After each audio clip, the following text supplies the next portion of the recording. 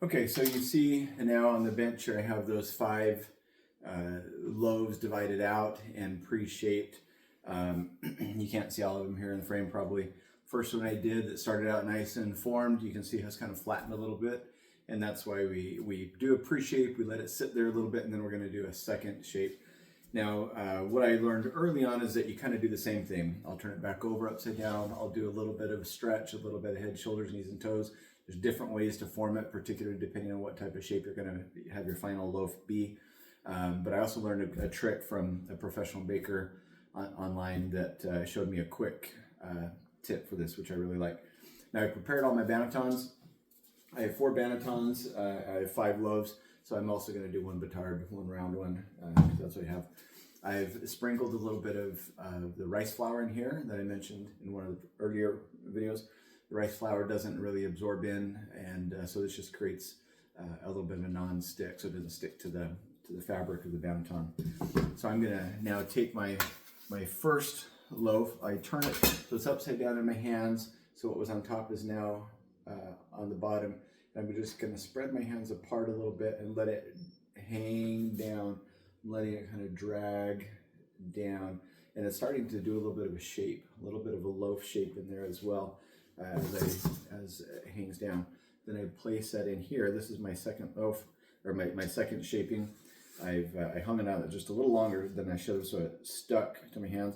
But then I'm gonna do a little stitching. So I'll pull the edges, kind of pull those together, overlace them, and pinch them together. I'll kind of pinch off the end as well, try to make it look like it's a little tidier end piece, and just try to stitch that together, add just a little more tension strength.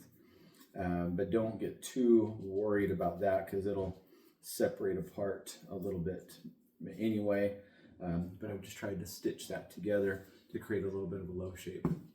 I will sprinkle in just a minute after I do all these. I'll sprinkle a little more rice flour on that so that my shower cap doesn't stick. I'll cover these with the shower cap and I'll put them right in the fridge, and I'm gonna leave them in the fridge overnight.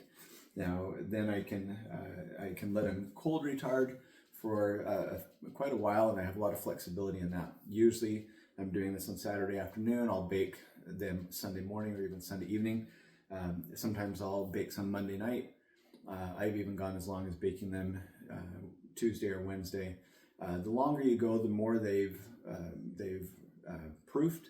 Even in the cold, they'll still proof, and so sometimes they'll overproof and be a little bit different in outcome. It still tastes great, but it also gives you some flexibility in when you can bake these, and you can have a hot, fresh loaf over the course of a few days for any event that you might need, which is nice. A couple things I forgot to mention before when I was talking about the tools. Another tool you'll need is a really good bread knife. Don't skimp on that. Doesn't have to be expensive. This wasn't that expensive on Amazon, but it makes a huge difference. And a bread bag to store through the week. This is a fabric bread bag, but with a beeswax lining. Some fabric bags are just fabric only. They'll dry out. Ziploc bags are fine, but they retain too much moisture and aren't quite as good. A fabric bag with a beeswax lining is going to make the biggest difference. So that's where we are with that. Now I'll come back tomorrow and we'll talk about the baking because there's a few tips with that as well.